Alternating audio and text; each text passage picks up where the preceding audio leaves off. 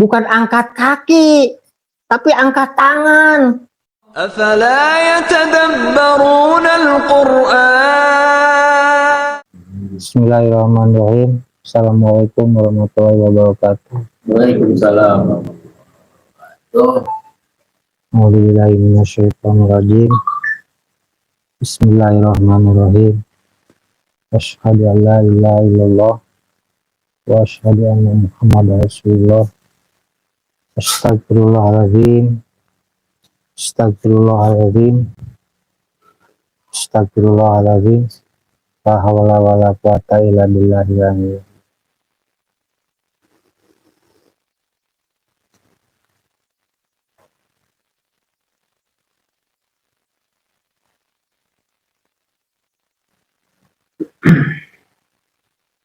Saya akan bacakan dulu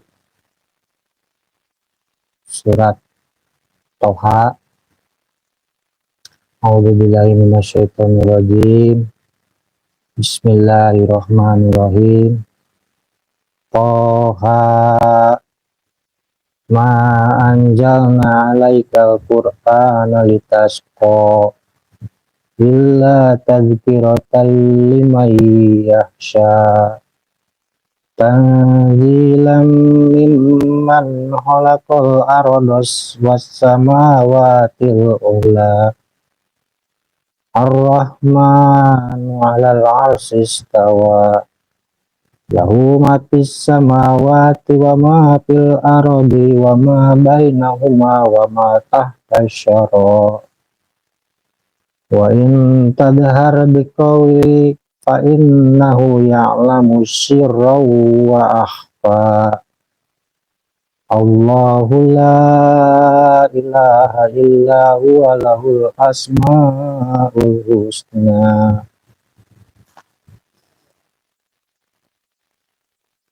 Allahumma minas sajidin. Allahumma sa'alna minal ladina amanu wa amilu sholihati wa tawassaw bil haq wa tawassaw bis sabr wa tawassaw bil marhamah. Alhamdulillah. Alhamdulillahilladzi anzala ala abdihil kitaba wa lam yaj'al lahu iwaja. Alhamdulillahilladzi arsala anbiya wal mursalin liyursiduna safi umuri dunya wa din.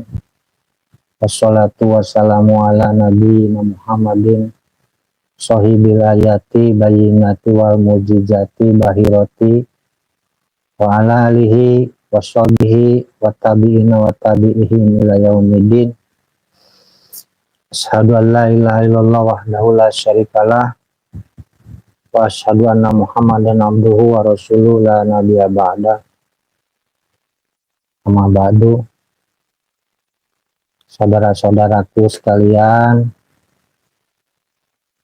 terima kasih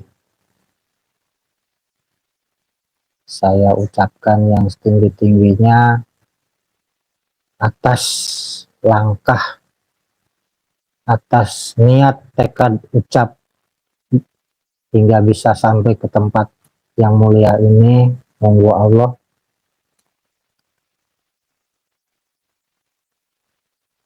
mungkin mulai malam ini kita akan mulai membahas kitab kuning, kitab kuning atau Papakem Rasa Tunggal, sedikit demi sedikit lah apa namanya kita kupas apa pesan eyang, pesan bapak yang tertuang di dalam buku ini. Juga pesan-pesan mungkin ada pengalaman-pengalaman dari pendahulu-pendahulu kita kayak seperti Ustadz Aziz, Muhyiddin Aziz. So, dulu beliau itu sempat menjadi asisten Bapak Paguron.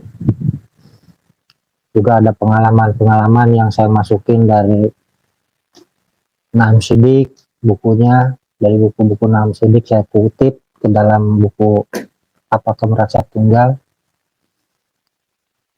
Juga dari Wah Henry, dari WAED, tapi itu bagian-bagian di belakang, bagian-bagian keilmuan lah, pengalaman galian mereka. Kalau yang di awal itu memang langkah-langkah atau papakem atau aturan, rule kalau bahasa kerennya itu rule.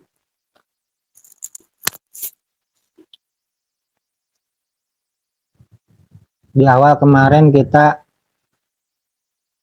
sedikit ngupas tentang rahasia di dalam Al-Quran itu. Sesungguhnya Allah banyak menurunkan kitab. Di antaranya ada 27 om, ya, dengan apa namanya, dengan ciri khas yang huruf yang sulit diartikan. Artinya para mufasir sendiri berhati-hati sekali untuk mengartikan huruf yang tertera. Nah itu sebetulnya termasuk Toha yang saya bacakan ini sebetulnya belum kita bisa raih dengan huruf yang ciri khas seperti itu. Kita harus menempuh, belum kita raih. Adapun yang sudah kita raih seperti surat, artinya diraih itu artinya dekat lah, atau sudah ada, sudah terletak sebetulnya pada kita, tinggal kita menyadarinya saja.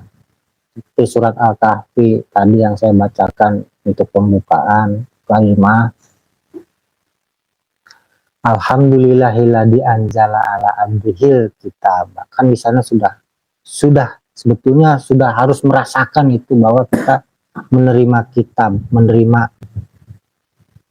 ya kitab. Oh yang tadi yang dengan ciri khas huruf-huruf itu belum, kita itu belum, harus menempuh, harus diupayakan sekuat tenaga, effortnya harus tinggi apa maksimal, harus tinggi. Kemudian ini juga ya harus juga kita ini, karena ini peninggalan atau warisan, wasiat atau warisan om, yang tepatnya satu paket lah itu antara wasiat dan warisan. Juga harus kita gali, bukan cuman terletak sebagai buku panduan saja. Yang kadang-kadang kalau kita beli motor kan, buku panduan diabaikan, mentang-mentang udah bisa naik motor, belagu gitu kan, belagu bisa naik motor, buku panduan motor diabaikan. Padahal di situ ada aturan-aturan cara main, cara bekerjanya seperti apa, cara apa namanya, servisnya harus bagaimana, berkalanya seperti apa, harus kita tahu. Kadang-kala kita so taunya itu ya udah beli motor baru, beli mobil baru, panduannya nggak pernah dibaca. Aturan nginjek gasnya segimana, ngoper gigi harus di kecepatan berapa, kan nggak tahu. Seolah-olah udah yakin bisa gitu. Padahal itu ada aturan. Tekanan angin berapa, itu ada aturan. Ya sama lah.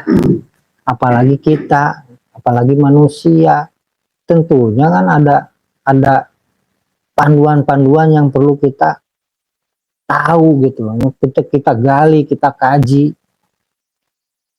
Jangan sampai kita kayak tadi, mobil akhirnya yang seharusnya 20 tahun itu masih mulus, pada akhirnya baru 3 tahun udah turun mesin. Nggak apa namanya, nggak sesuai dengan papakem di panduannya gitu. Gigi 1 di kecepatan 100 yang ngegerung lah, terus aja baru di popper kayak gitu. Kenceng enggak, ya kecepatan tinggi enggak, kenceng, suara kenceng iya.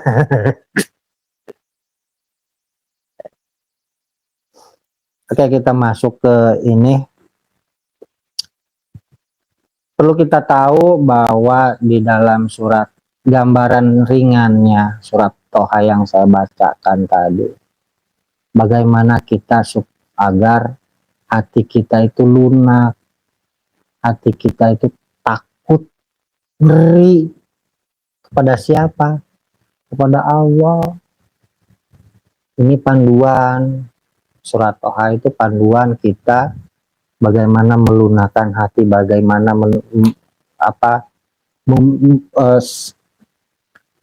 ibarat tumbuhan kalau lagi kering, jeritanya itu seperti pengen air, itu seperti apa? Tanaman nih udah kering, wah kasihan nih, kita siramin. Nah, ibarat gitu. Kengerian tanaman itu seperti kengerian kita kepada Allah. Kalau dibiarkan gak disiram, kayak gitulah.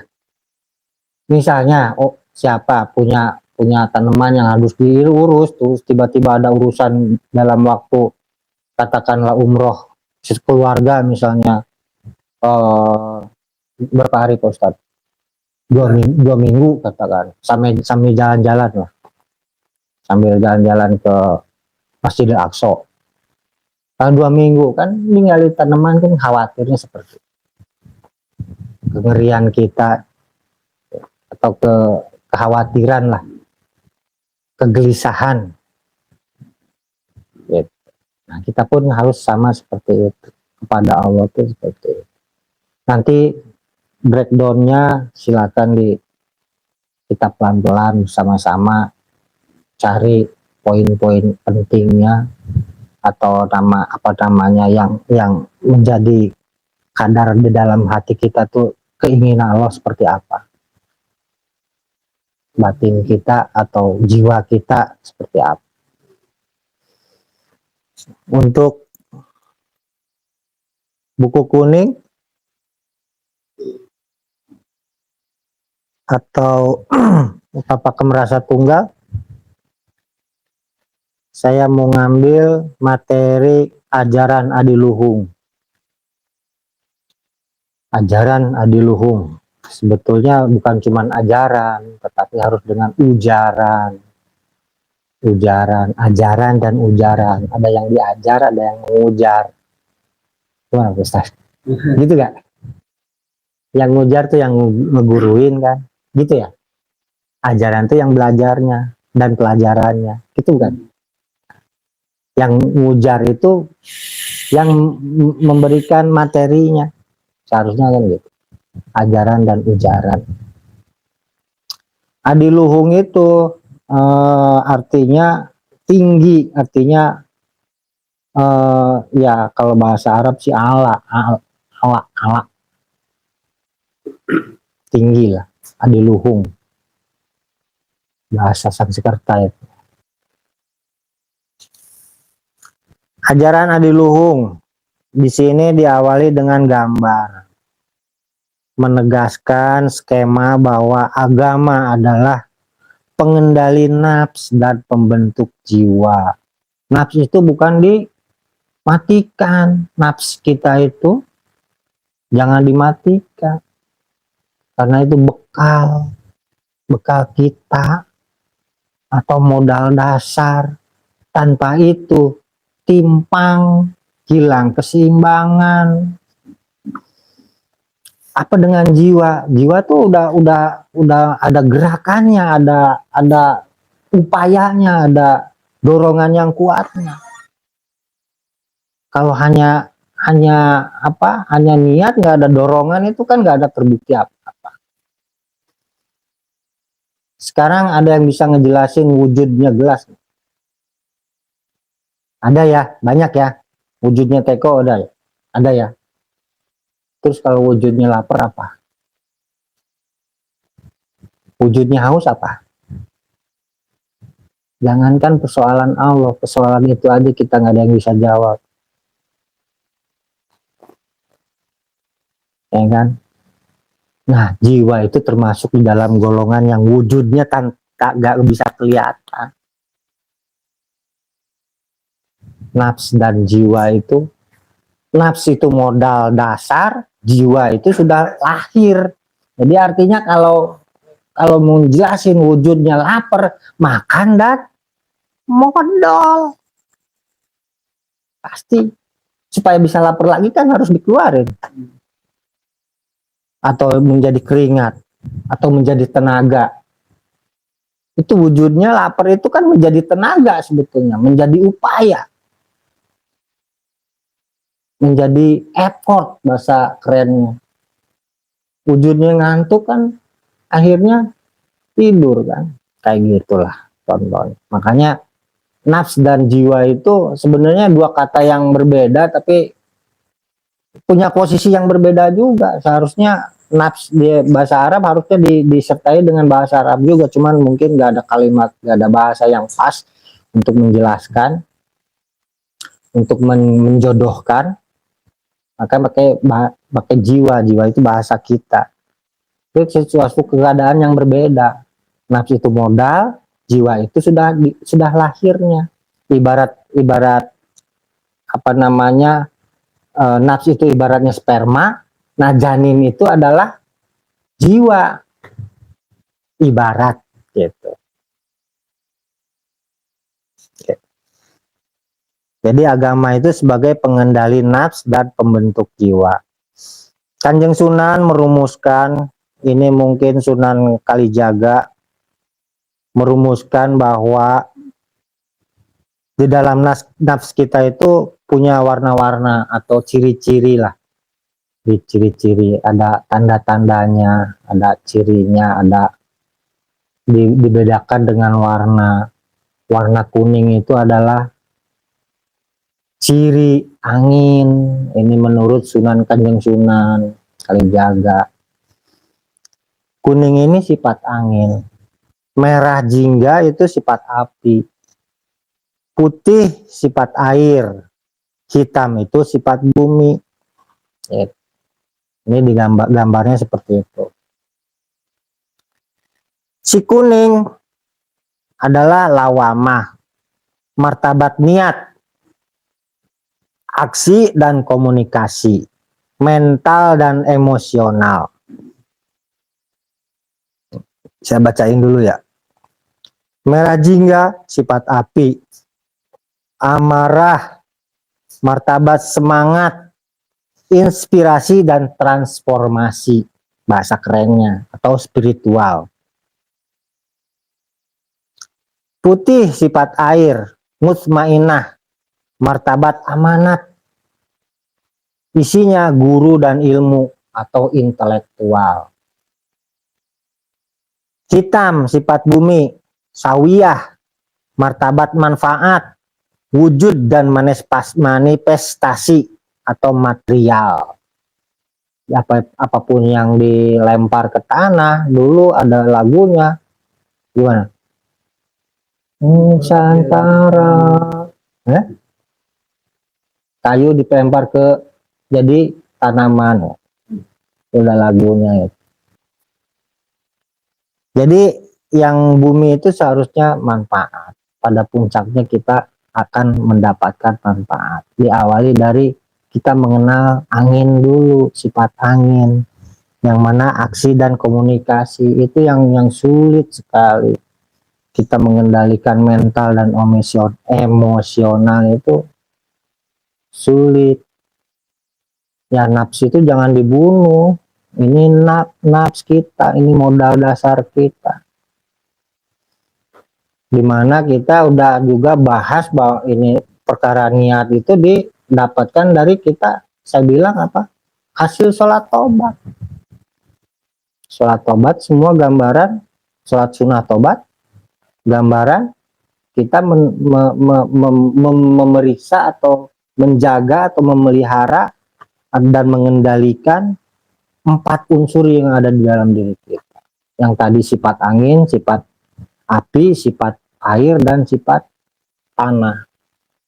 Tempo hari kita udah bahas juga bahwa kalau kebanyakan air, tanah, mau dibentuk itu susah, nampuyak.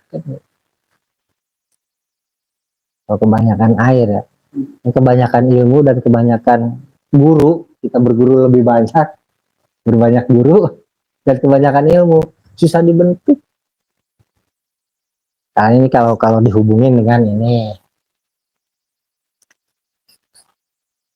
Jadi di sholat tobat itu juga fungsinya kita seperti itu. Untuk mengendalikan, memelihara, merawat, menjaga 4 unsur yang ada di dalam pada diri kita. Sehingga nanti hasilnya akan menjadi jiwa-jiwa yang ditentukan. Misalnya sederhananya jiwa pedagang, jadilah, pakailah dengan 4 unsur itu. Jiwa dagang, jiwa tani, jiwa jadi apa Om? Jadi pengajar. Jiwa-jiwa yang tadi artinya sudah lahir, sudah melahirkan atau sudah terbentuk atau sudah mewujud kan, atau sudah manifestasi atau wujud itu yang sebenarnya bukan wujud yang ini kan, yang seharusnya yang kita harus tetap terus digali itu wujud yang af'al, yang perbuatan. Karena namanya Yono itu ada punya alias. Yang namanya Juarsa ada nama alias. Nama Usman ada nama alias. Nama alias itu yang aman, yang kekal. Nama yang alias itu yang kekal. Saya, Omir, nama, tapi yang kekal yang mana? Yang af'al itu. Kekal, abadi. Ini kita jangan jauh-jauh dulu kepada Allah ya. Yang di kita dulu. Skala kecil dulu di kita. Yono, Tono. Yang kekal siapa apanya? Tukang giling daging kan. Tono mana? Tukang giling daging. Oh ya, kita udah tahu. Aris mana? Aris mana Om? Pepe. Oh iya. Kita kenal langsung. Kan ada Aris tukang ngintip ada. Aris juga. Ya maksudnya surveyor kerja di proyek, tukang ngintip, ngeker. Sebenarnya yang kekal itu itunya. Dan kita juga nanti yang dimintain pertanggung jawab itu yang itunya, yang perbuatannya, yang af'alnya, yang tindakannya, yang fa'il, af'al, fa'il, fa'ala, yang ditimbang dan diminta pertanggungjawabannya di hari akhir, yang itu sudah jadi apa itu tangan, sudah berbuat apa itu kaki, sudah berbuat sejauh mana itu mata, yang ditajain terus. Syaiton berupaya mempengaruhi 4 unsur nafs supaya sesat dan celaka. Ini apa namanya, tadi saya bilang skemanya yang saya dapat dari buku lama. Ada gambarnya dulu, ada gambarnya ini seperti itu, menjelaskan 4 unsur yang ada dalam jiwa kita atau modal dasar kita. Saya bacakan. Jangan salahkan mereka yang telah berhasil mengurung angin, alhasil tak punya niat. Ya, jadi niat kita dikurung oleh sesuatu yang dibelenggu atau dikurung oleh sesuatu yang memberatkan. Misalnya niat berbuat baik akan terasa semua kan, nggak perlu diceritain detailnya sebetulnya.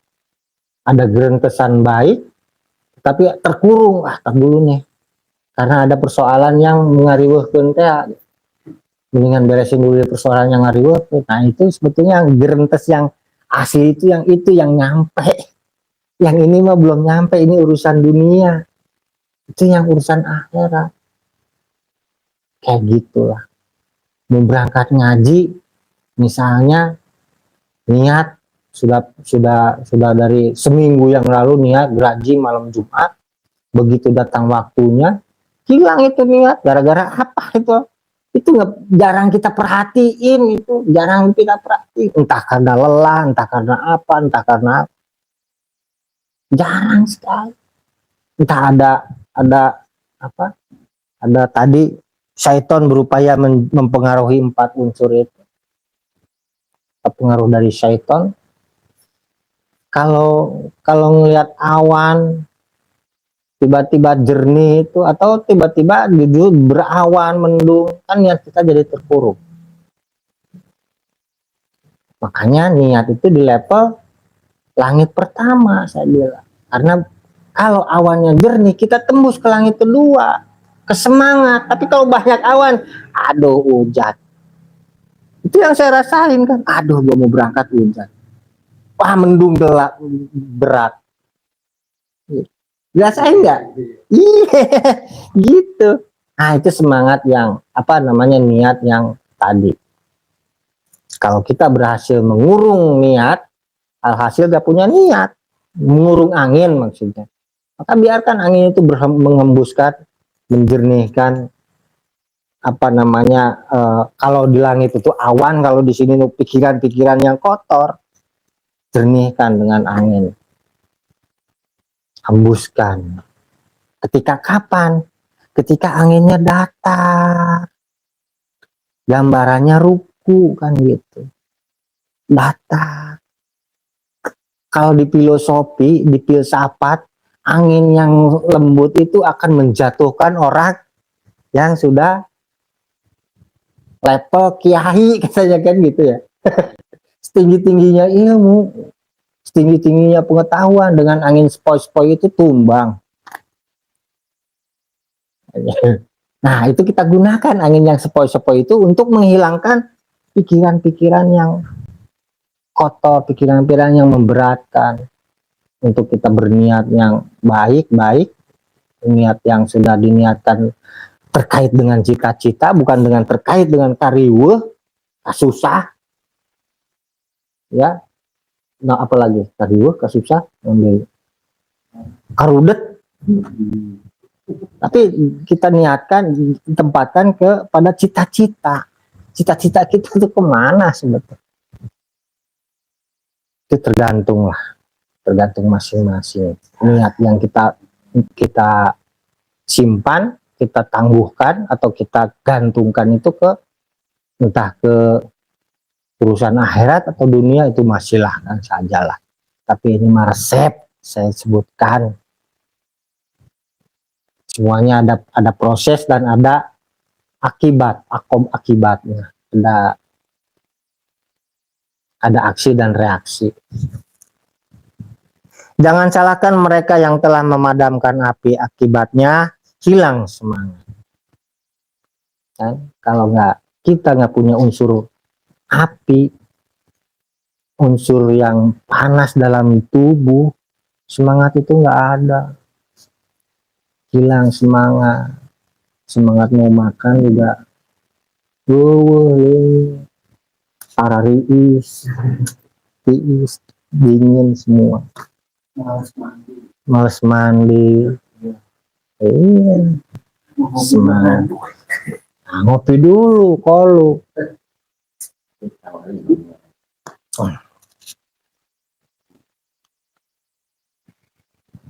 semangat itu gambaran api, gambaran di sholat tobat itu ketika kita berdiri.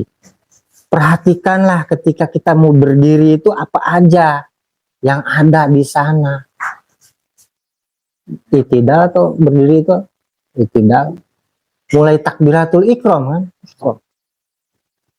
Pasrahkan dulu seluruhnya, keadaan kita, peristiwa, waktu, tempat, dan materinya, pasrahkan. Allah, pasrah.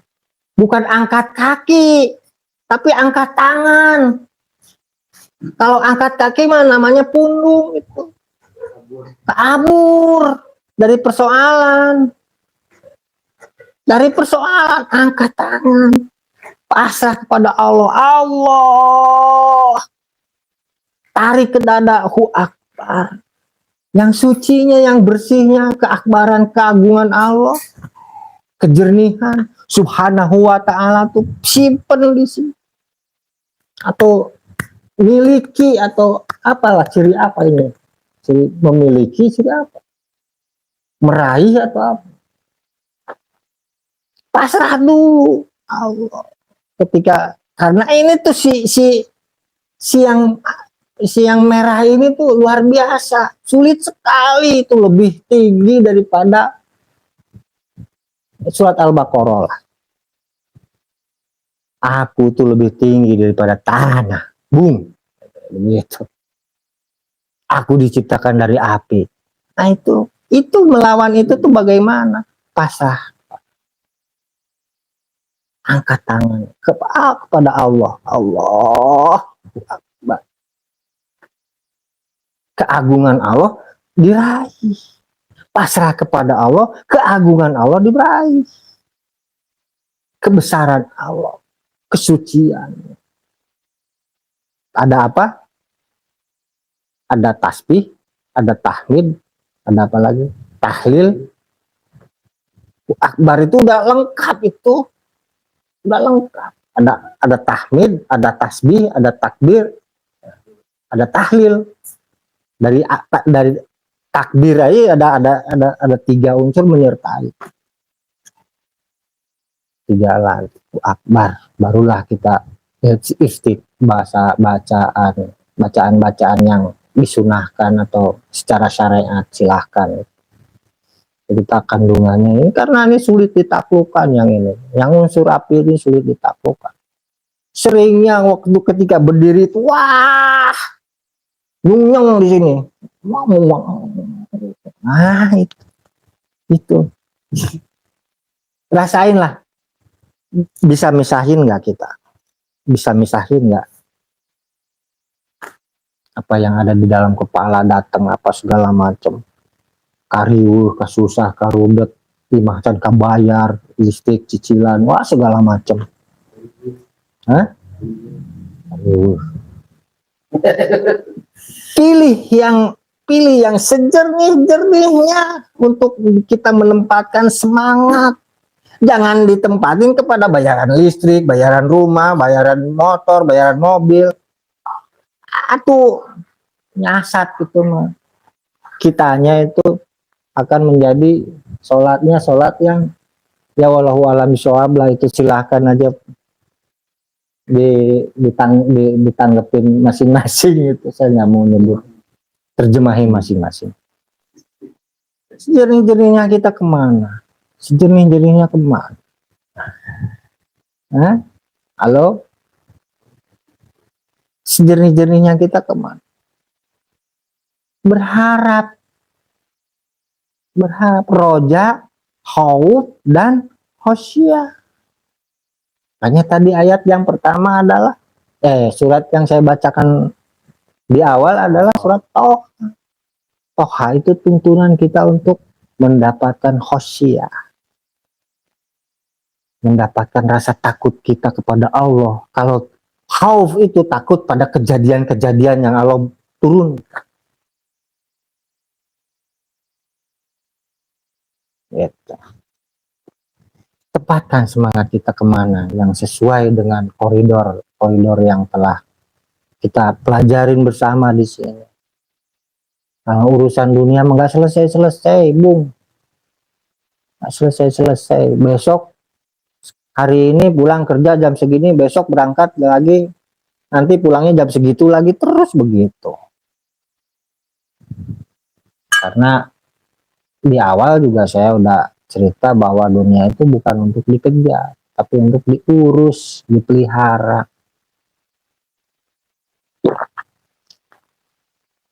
Kalau sudah diberikan kepercayaannya, kita punya mobil, punya motor, punya rumah, dirawatlah. Jangan ditambah-tambahin persoalan. Biasanya kita udah punya rumah, peralatan rumah tangga belum ada nih ya. Itu persoalan itu.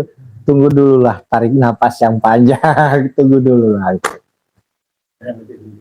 Ada yang pendik. Ini kreditan rumah belum beres, datang kreditan panci. Nah itu persoalan itu. Data kreditan, Belum jadi PTN udah datang. terjamin masing-masing lah itu. Absen, maaf. Hah? Absen masing-masing ada. Absen. Absen. Kan kayak gitu. Setan kri. Makanya harus dirawat, diurus lah. Kita kalau udah ada punya kepercayaan ke sana, seperti itu. Justru datang kariwul itu, ketika kita memiliki sesuatu, ada urutannya yang kita harus pahamin itu. Punya mobil, punya rumah, ya kan? Ada urutannya yang embel-embelnya yang ngikutin pada akhirnya. Ada pengen TV, pengen peralatan rumah tangga, pengen wastafel bagus, itu pasti seperti itu. Kita harus siap. Yang namanya ngurus tuh seperti itu, juga harus mempersiapkan.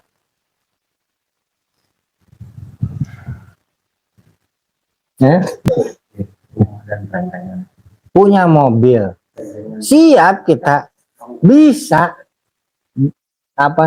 dengan mudah kita memperoleh mobil kendaraan roda 4 dengan nilai kita punya uang muka misalnya 15 juta dapat 11 juta dapat datang mobil, tapi kesanonya kan harus, nah itu harus siap itunya, harus siap dengan cicilannya, harus siap dengan pajaknya, servisnya, isi bensinnya, nah, reng-rengan dan rong-rongannya. Nah, lanjut. Jangan salahkan mereka yang mampu membendung air. Air mah nggak bisa dibendung, tetapi kalau bisa ya silakan. Jangan salahkan mereka yang mampu membendung air. Akibatnya tak sanggup memegang amanah. Katanya berat. Berat lah. Air dibendungnya tetap tembus kok. Tetap tembus. Setinggi apapun bendungannya pasti akan mencari celah yang untuk dia mengalir. Itulah bab ilmu, bab rezeki, bab apa. Pasti ada celah untuk air itu mengalir. Iya. Ini martabat amanat itu pasti bocor. Pasti bocor. Makanya berhati-hatilah kita memegang amanat. Berhati-hatilah kita ngamumule bahasa ini, bahasa Sundanya, atau memelihara amanat. Karena kita ada bocornya. Bendungan penahan airnya itu nggak akan kuat, mampu menahan derasnya dorongan air.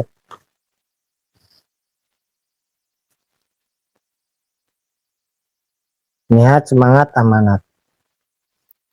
Salahkan saja mereka yang telah mengajarkan untuk membunuh nafsu. Tuh, pesan Bapak jangan, nafsu itu jangan dibunuh. Tapi tadi dikendalikan, dipelihara, dirawat. Karena nafsu itu adalah modal kita untuk bisa mengarungi, modal dasar loh sebelum ada ilmu pengetahuan, adanya nafsu. Modal sangat dasar. Sebelum ada kita tahu ilmu pengetahuan, beranjak dapat dewasa, ada apa segala macam, adalah nafsu. Wahai anak didik Bapak sekalian, jangan kalian punya maksud hendak membunuh nafsu, tetapi sebenarnya adalah nafsu mesti dikendalikan. Sebab hidup tanpa nafsu bakal tidak terjadi apa-apa. Kalian bakal tidak punya kehendak, bakal tidak punya harapan, bakal tidak punya keinginan dan cita-cita. Jangan angkan untuk beriman kepada yang agung maha suci Allah, demi memenuhi kebutuhan hidup sehari-hari sekalipun beku. Pesan Bapak, pesan Eyang, pesan guru-guru ke atasnya. Jangankan untuk beriman kepada yang agung maha suci Allah, jangan ngaku beriman kalau nafsu kita dibunuh, dihilangkan. Untuk mencari penghidupan sehari-hari aja kan jadi beku, jadi mandek. Nafsu ibarat kebo munding atau kerbau, dan kalian sebagai wuluku, alat bajak sawah. Jika munding dibunuh, lalu apa ya dan siapa yang bakal menarik alat bajak sawah? Pada kita, nafs adalah kebo. Kebo itu harus ada pengendalinya, harus kalau kebo itu dibantai, nggak punya lagi cadangan, kita kebo belum melahirkan maksudnya. Maka siapa yang membajak sawah? Yang narik wulukunya siapa?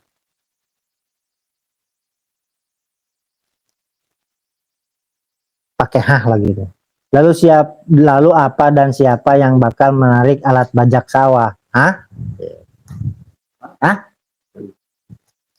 Tentu mundinglah yang sepatutnya dapat menarik wuluku.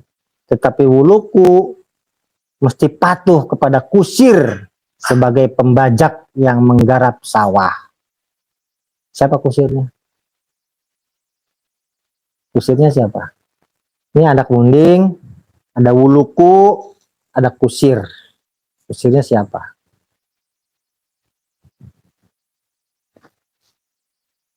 Terjemahin masing-masing. Ada pengendalinya. Kita juga yang namanya kusir itu yang mengendalikan lajunya delman kan. Delman ada kudanya. Dan kita itu adalah wadah para kusir, wadah kusir yang akan membawa apa atau muatannya apa? Gerobak. Berarti kusirnya itu adalah ruh. Rohani kita yang terkait kepada yang Agung Maha Suci Allah, terikat atau terkait atau tersambung. Kalau kita abaikan itu ruh, tidak dipelihara, tercuekkan, ya berarti kita sekaparan-paran hidupnya. Parkir rest area.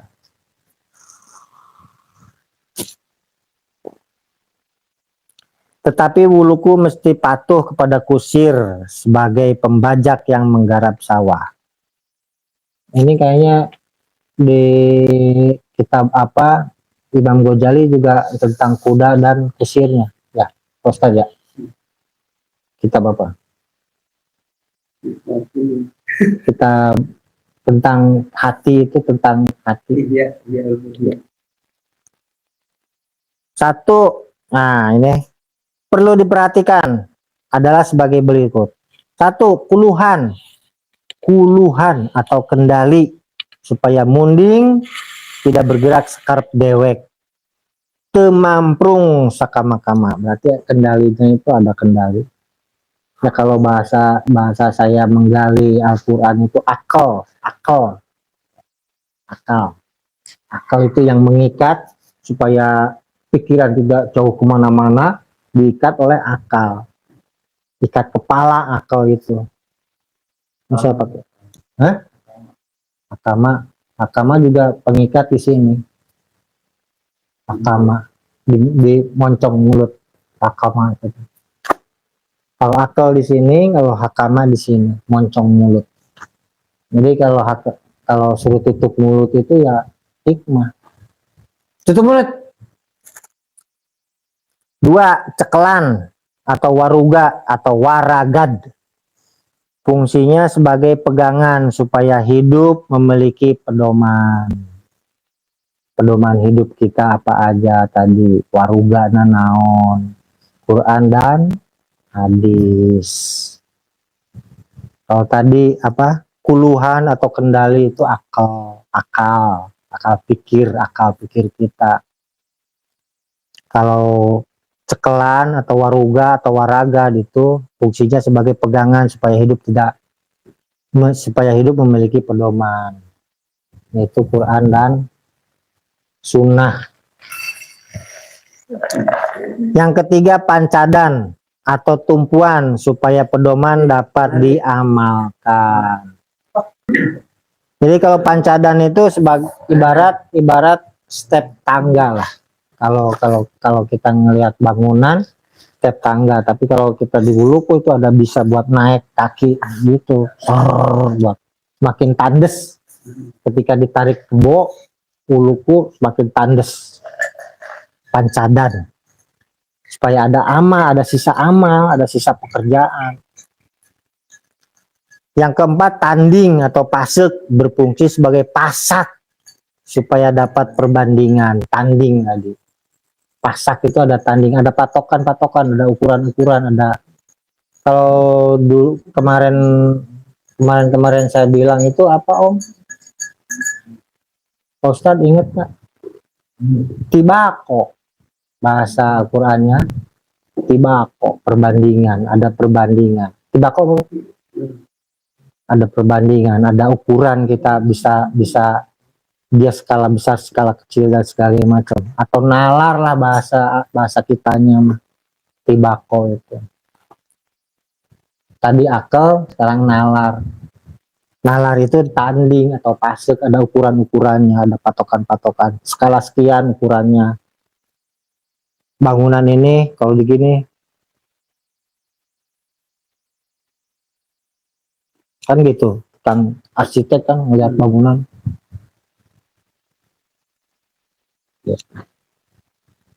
Biasanya juga pakai pensil begitu, gambar. Kalau zaman dulu, sekarang kan udah modern, skala itu udah seperti itu.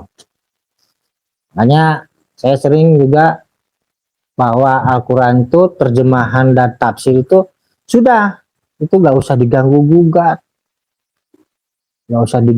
memang seperti itu. Tapi kita harus bisa mengambil skala kecil ya untuk diri pribadi masing-masing dengan nalar.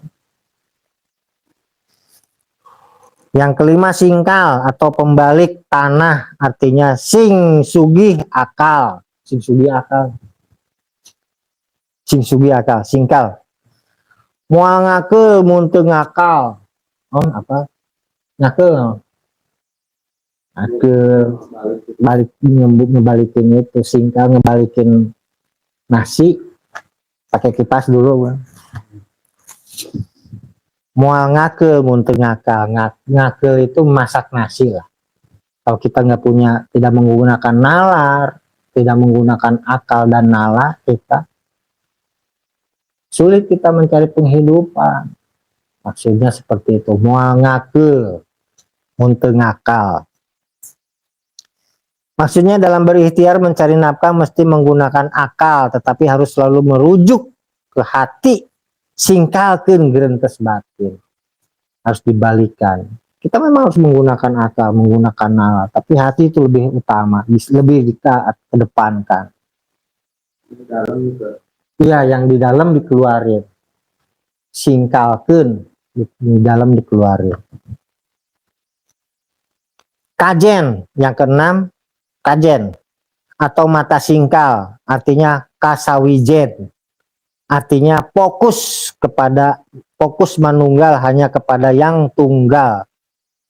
Pikir, tekad, ucap, lampah harus manunggal, terfokus pada satu ketujuan. Terfokus pada satu tujuan. Tadi kembali kepada niat. Niatnya yang seperti awan itu harus disingkir. Kajen itu mata singkalnya. Fokus. Kalau nggak ada kajen itu si tanah itu nggak kegaruk, nggak kegali. Kajen teh sakieunya Om, segitiga kieunya. Kajen teh nu dina mata Wuluku tuh ada besi segede gini kan. 7, oling-oling atau tameng, maksudnya sebagai pelindung. Rancu 8, rancu atau ujung Wuluku, maksudnya mengarah ke depan, yaitu ke pucuk. Rancuk, arah ke pucuk. Yang terakhir, tai luku atau tapak, maksudnya bekas tapak.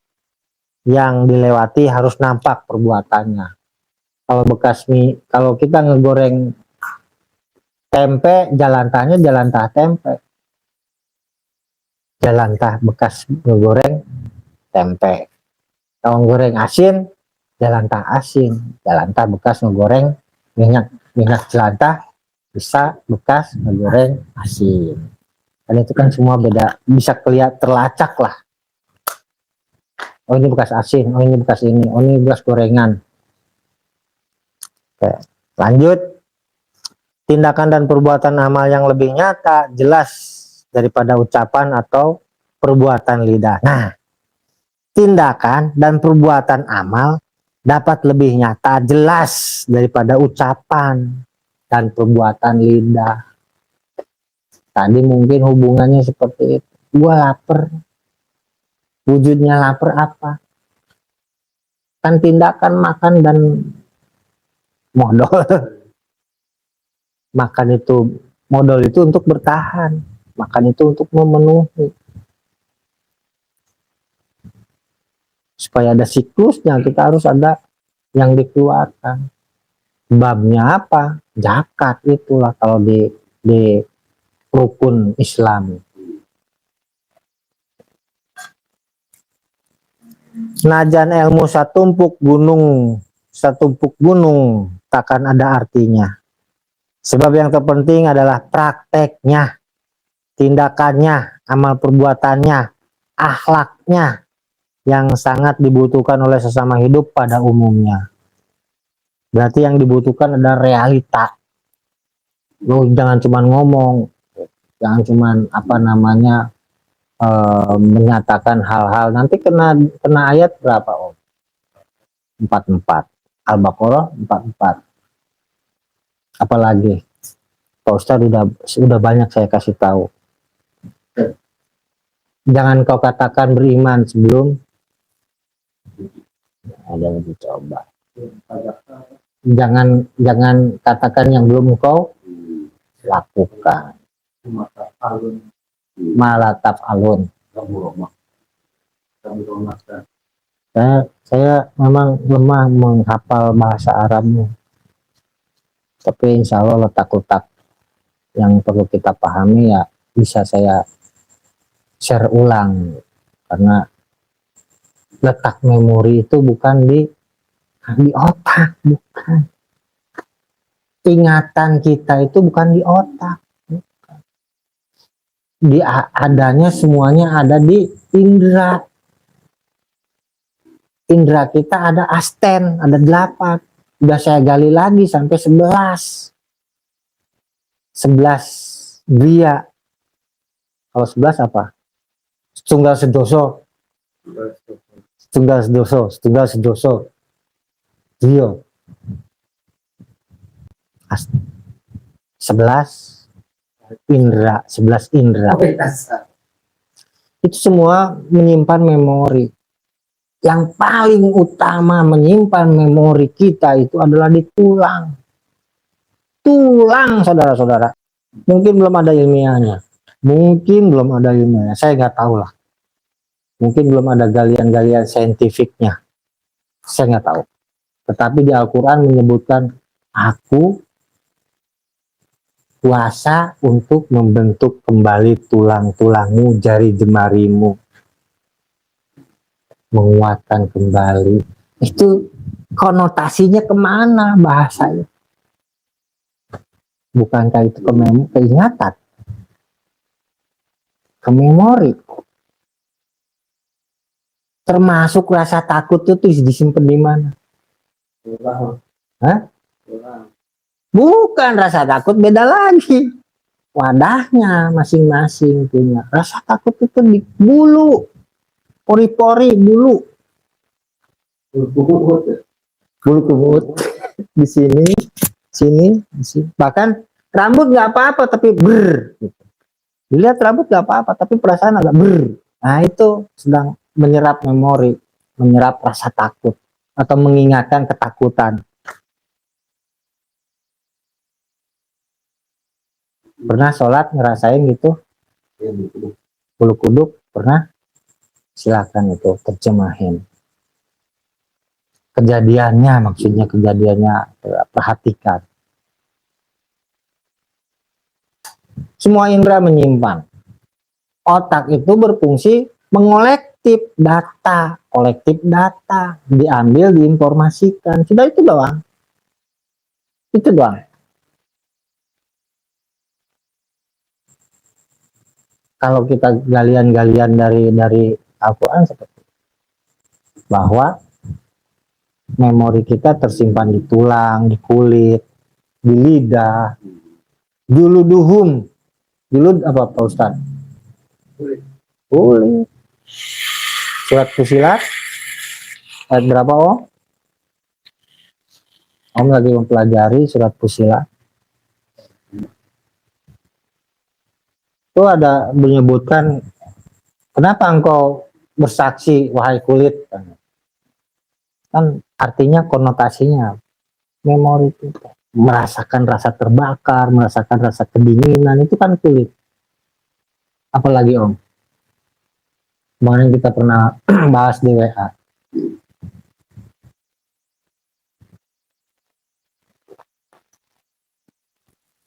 Jadi yang namanya ingatan itu tidak mutlak letaknya di otak, tidak mutlak. Dan sampai sekarang masih para saintis, para ilmuwan yang jumhur di sana, di negara sana, masih menggali, masih belum bisa memastikan letak yang persisnya. Kalau kita gali Al-Quran, yakin, karena yang ngerasain sakit yang di sini, ingat kan, waktu kesundut, waktu keculik, waktu kecubit, waktu keculek kulit, waktu kenapa kedinginan, baal,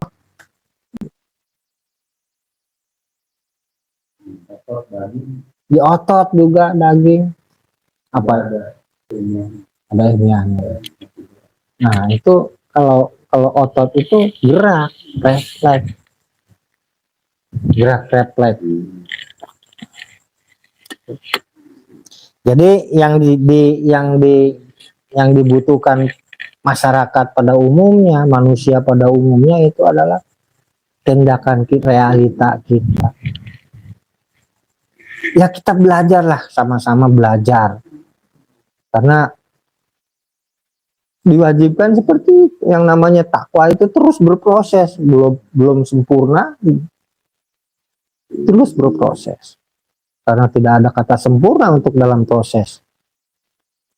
Selama masih dalam proses, belum ada kata sempurna. Yang ada kita temuin adalah baik dan benar, baik dan benar. Tetapi akan dilihat keindahannya. Belum sempurna, tapi sudah kelihatan keindahannya. Yang lagi banyak duit kan indah sekali. Prosesnya dari mana dia sehingga banyak duit? Yang nggak punya duit, duitnya nggak ada kan suram. Keindahannya tetap kelihatan. Nah itu suaranya kedengaran. Nah itu udah biasa deh. Yang agung maha suci Allah tak akan merubah selama kita tak punya kehendak untuk mengadakan perubahan. Perubahan itu dimulai dari diri sendiri. Keselamatan itu dimulai dari sendiri-sendiri. Kesejahteraan itu dimulai dari diri sendiri. Kan ayatnya ada bahwa Allah tidak akan merubah suatu kaum apabila kaum itu tidak ingin merubahnya. Gitu. Yang agung maha suci Allah bakal tak meridhoi pada tutur ucap kalian tanpa tata laksana, tanpa tindakan. Maka upayakan perubahan itu oleh diri kita masing-masing sendiri, supaya kita selamanya selalu dalam keridhaan yang agung maha suci Allah. Seumpama kita menghendaki perubahan, syaratnya mesti teliti dan waspada. Sebab bakal ada ejekan, celaan, fitnahan, cemoohan, gunjingan, dan hinaan. Sebagai alat penebus atau mahar. Seandainya mampu dan kuat untuk menebusnya, niscaya bakal kita memiliki perubahan, insya Allah. Cara menembusnya dengan jalan tak perlu. Saya ulangi, cara menembusnya dengan jalan tak perlu terlalu memperhatikan tamu yang datang berupa ejekan, celaan, dan seterusnya tadi. Jangan diperhatikan, nggak perlu terlalu pedulikan tentang ejekan, celaan, hinaan, pinahan, cemoohan, gunjingan, dan sebagainya. Istilah umumnya gitu, kapilah berlalu, anjing menggonggong, kapilah berlalu. Jadi ada filosofinya bahwa ketika kafilah melewati suatu tempat digonggong anjing, kapilah tetap berlalu, anjing tetap menggonggong. Meskipun kita udah sukses, anjing itu tetap menggonggong. Iya. Itu filosofinya dari bahasa itu. Kapilah berlalu, anjing menggonggong. Anjing menggonggong, kapilah berlalu. Ya. Meskipun udah sukses, tetap digonggongin. Nah, lo kan dari dulu kan gue bantuin lo. Nah, tadinya, mana mungkin lo bisa, lo nggak sanggup lo kan anak kere, anak kemarin, anak ingusan, nggak bakalan bisa lah. Udahlah, diem aja. Gitu. Begitu lewat, lo kan gue bantuin lo, tetap aja menggonggong. Itu filosofi kapilah berlalu, anjing menggonggong. Anjing menggonggong, kapilah berlalu. Rasulullah diutus ke dunia bukan untuk mengajarkan huruf dengan cara membaca dan cara membaca, melainkan guna memperbaiki dan menyempurnakan akhlak. Sebab akhlak yang sangat dibutuhkan publik. Sebelum mengerjakan sesuatu perkara apapun, terlebih dahulu pastikan kadar ikhlas dalam batin. Ikhlas, ridho, ikhlas, ridho, ikhlas, ridho, ikhlas. Zikirnya seperti itu, ridho, ikhlas, ridho. Setelah pasti kita bakal ikhlas dalam mengerjakan perkara itu, barulah laksanakan pekerjaan itu hingga tuntas. Nah, ini proses kita melaksanakan ikhlas itu memberi ada pelaksanaannya, ada realita, ada yang harus dibuktikan. Ikhlas. Kalau ridho itu mungkin ada gambaran-gambaran yang tidak bisa kita lihat, tidak bisa kita tapi dirasakan. Itu bagaimana penerimaan kita. Makanya ridho menerima, ikhlas memberi. Ibarat kaca, cermin. Ketika menerima gambar seseorang, dia ikhlas mencerminkan orang itu. Ah, gitu. Ridho ikhlas itu harus seperti cermin. Orang yang bercermin itu jelek, yang dia sebutkan jelek. Oh iya bener, gue jelek ya, dekil banget dia. Kan ngaca. Nah, ridho orang yang melihat kita ridho dan ikhlas itu gak bakalan sanggup melihat dirinya. Itu rahasianya. Ridho ikhlas itu sejernih cermin. Kalau sejernih cermin, maka akan nampak jelas dan nyata. Lagi sakit perut, kelihatan sakit perut, mengingisnya. Itu bukan duit. Kelihatan. Ridho ikhlas.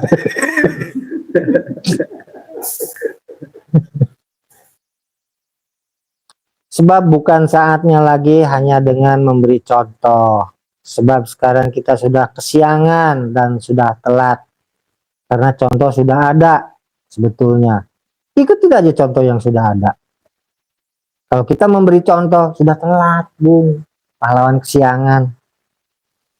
Maka sekarang saatnya yang tepat untuk kita memberi bahan bangunan, bahan jahitan, bahan apapun yang penting bisa segera dikerjakan. Mumpung masih diberi kesempatan hidup, bisa keburu ajal. Pola yang sudah ada yaitu kita mengikuti pola Rasulullah. Polanya yang sudah ada yaitu kita mesti mengikuti pola Rasulullah. Jadi contohnya sudah, ikutin contoh, ikutin pola. Kalau urusan apa? Size, ukuran itu tergantung masing-masing, tergantung kapasitas dirinya masing-masing. Bikori diri na'ala itu atas dirinya, atas kadar dirinya masing, atas kesanggupan dirinya masing-masing. Itu urusan size, ukuran. Gue sanggupnya ngasih 2.000 ya, kenapa lo protes? Ya. Misalnya, contohnya kayak gitu-gitu, itu kan kapasitas diri lah, kemampuan diri. Dan kita nggak boleh juga ngelihat menutup sebelah mata kalau memang ada orang yang sanggupnya segitu ya. Tapi juga kita harus bertanya,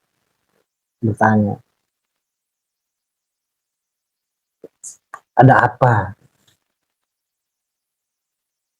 dan bagaimana dan kenapa itu ya, kecurigaan kita harus ada, harus punya kecurigaan kenapa dia bisa hanya sanggup segitu, kenapa yang lainnya sanggup segini, yang untuk malah lebih besar lagi. Harus ada kecurigaan lah. Nah disitulah kita bisa mencari kiat-kiatnya untuk kita juga bisa sukses, kita juga bisa maju bersama. Mungkin kita nggak bisa semuanya mengikuti ukuran Rasulullah yang sempurna, tetapi kan polanya kita kalau udah kelihatan, oh dia polanya jas, pola jas ya begitu. Ukurannya kecil ya wajar, badannya kecil, ya, badannya ukurannya gede ya karena sesuai dengan proporsinya gede. Dengan akhlak, Islam adalah merupakan ajaran adiluhung. Tidak ada yang bakal mampu melawan Islam lantaran karakter bodoh di dalamnya. Bukan bodoh yang tidak tahu apa-apa, melainkan bodoh karena tidak memiliki pintar. Pintar saja tidak dimiliki, apalagi bodoh. Itu bodoh-bodoh acan, kamu pintar. Bolak-balik lah. Saya ulangi. Lantaran karakter bodoh pada dalam diri. Bukan bodoh tidak tahu apa-apa, melainkan bodoh karena tidak memiliki pintar. Pintar saja tidak dimiliki, apalagi bodoh. Itu bodoh-bodoh acan, kamu pintar. Gue gak bisa ngaji gue cuma di sono. Kalau gue gak datang ke sono berarti gue gak ngaji.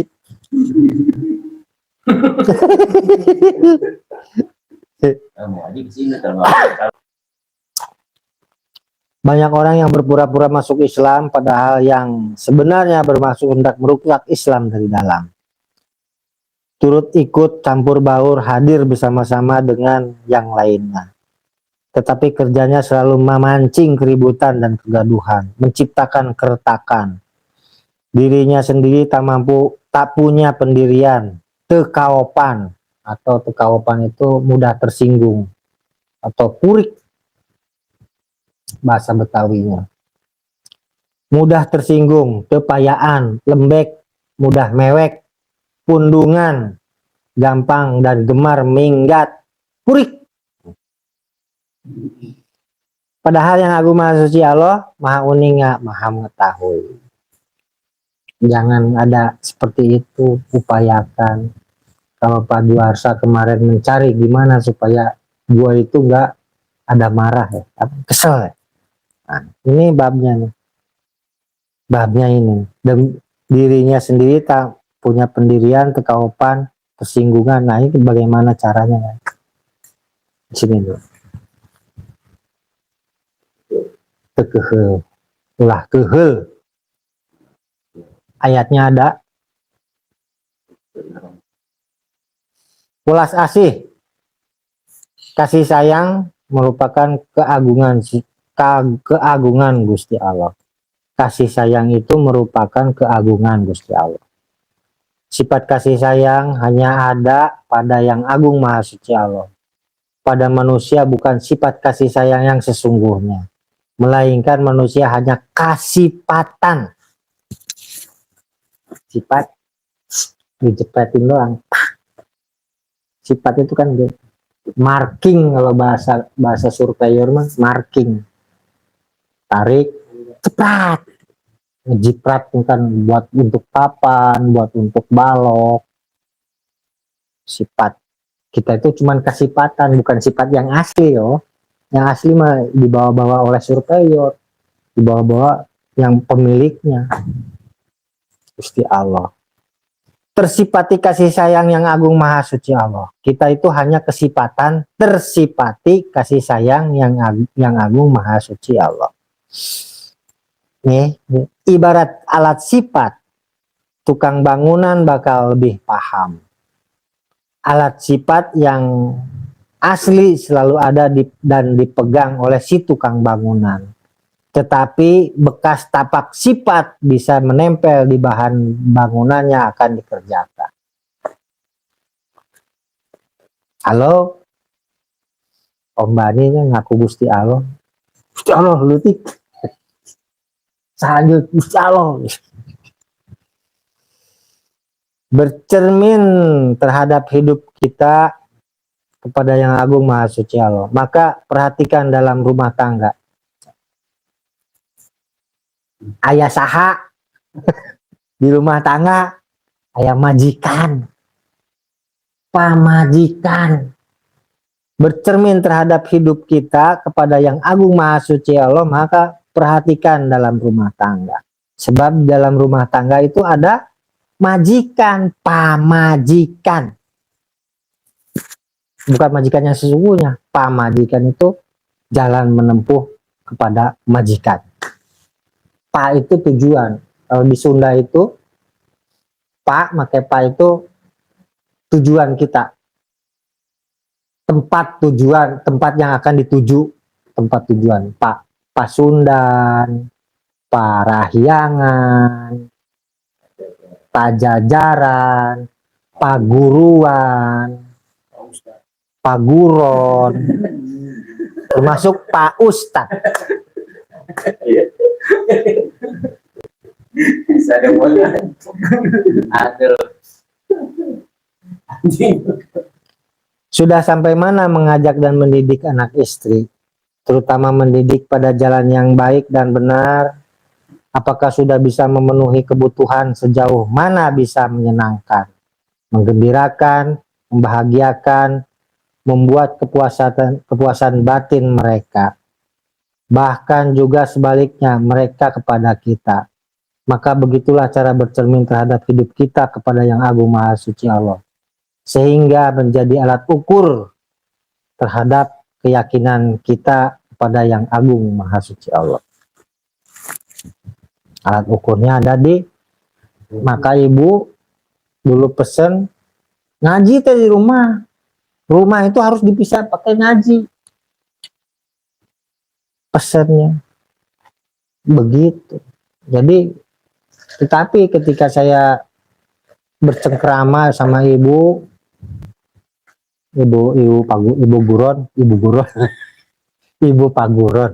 Paguron itu perguruan, ibu perguruan. Ketika itu saya disuruh napian beas. Napian beas tahu, milihin gabah sama misahin gabah sama itu pakai tampah gitu. Laki-laki juga harus bisa. Gue dulu saya diajarin sok napian, udah napian milihin pisahin, minimal milihin yang benyirna gitu, yang benir, di tapian itu penirnya dipisahin, yang gabah-gabahnya harus terpaksa harus dipilihin. Nah itu cerita itu. Maksudnya gini, rumah dipakai ngaji itu, rumah tangga dikaji senibu gitu. Rumah tangga anjing kayak ayeuna katanya gitu. Sekarang kamu belum punya rumah tangga, belum punya jodoh-jodoh acan gitu. Ya suatu saat nanti kajilah rumah tangga. Selama bekalnya cukup, surga di sana. Selama bekalnya cukup, yang penting rahasianya rapih. Kalau kamu tidak bisa, bahasa Sundanya bisa gak usah sebutin. Kalau kamu nggak bisa mengikuti pola pikirnya, nggak usah terlalu dalam mengatur pola pikir, karena selama itu nggak akan bisa.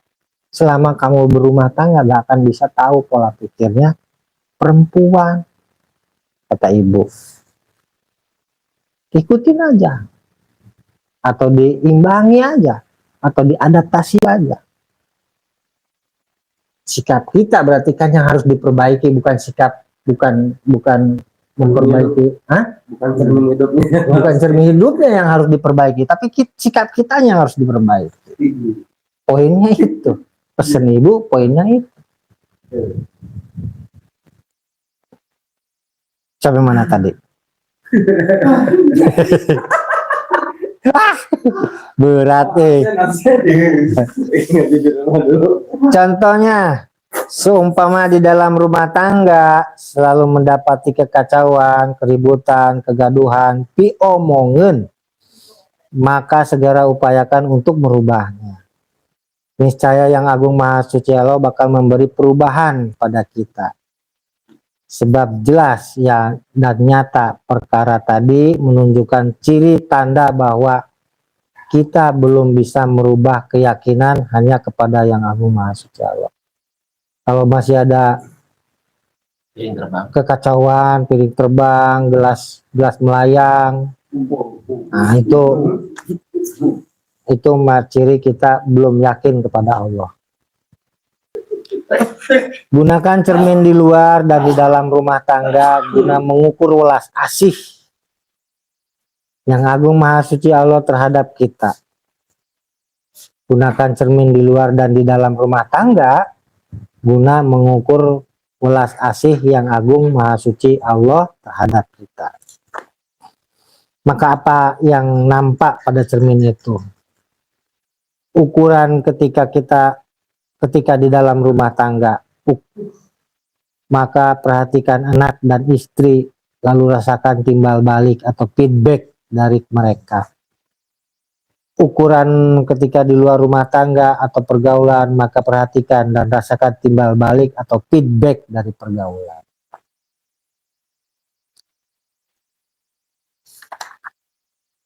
Sedikit lagi. Udah bisa ngerasain nggak cermin itu? Ya poinnya tadi. Bahwa yang harus dirubah itu bukan cerminnya. Cerminnya mah udah begitu sejernih-jernihnya cermin. Yang dirubahnya adalah kitanya, sikap kitanya. Ketika bercermin apakah sedang kacau balau, sedang ruwet, sedang apa? Kan feedback dari cermin itu ya begitu kan. Kak, supaya ganteng di cermin itu mandi heula. Ke salon. Ke salon. Nyalon dulu, nyalon. Nyalon apa?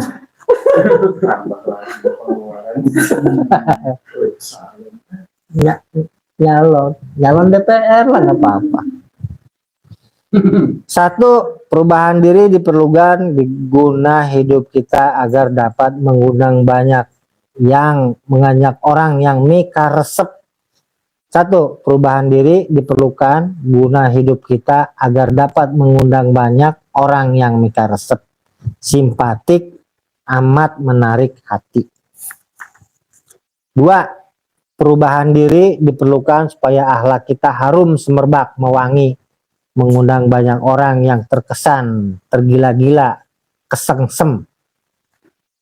3. Perubahan diri diperlukan supaya akhlak kita pikalucueun, matak pikaresepeun, mengundang senyuman banyak orang, dan dapat mencairkan suasana. 4. Perubahan diri diperlukan supaya tekad, ucap, lampah kita dapat mengundang banyak orang yang tertarik. Itu dari kitab kuning atau Papa Kemerasa Tunggal, pesan-pesan pendahulu-pendahulu kita. Karena saya udah jadi buku gini, jadi saya udah nggak tahu siapa penulis sebenarnya, karena ini menemukan di buku Naam Sidik, menemukan di buku Muhammad Muhyiddin Aziz, Abang Muhyiddin, menemukan buku di Henry, menemukan di buku ini yang bab-bab terakhir ini bab-bab pengalaman atau catatan-catatan mereka lah, saya salin ke sini. Kalau yang ini yang duluan ini dari bapak, dari Eyang. Sampai etika adab ma'rifatullah. Kalau catatan perjalanan mah itu banyak saya mengutip dari buku-buku yang ditemukan. Ada lagi yang lain? Ada pertanyaan? Cok, mulai kita interaktif.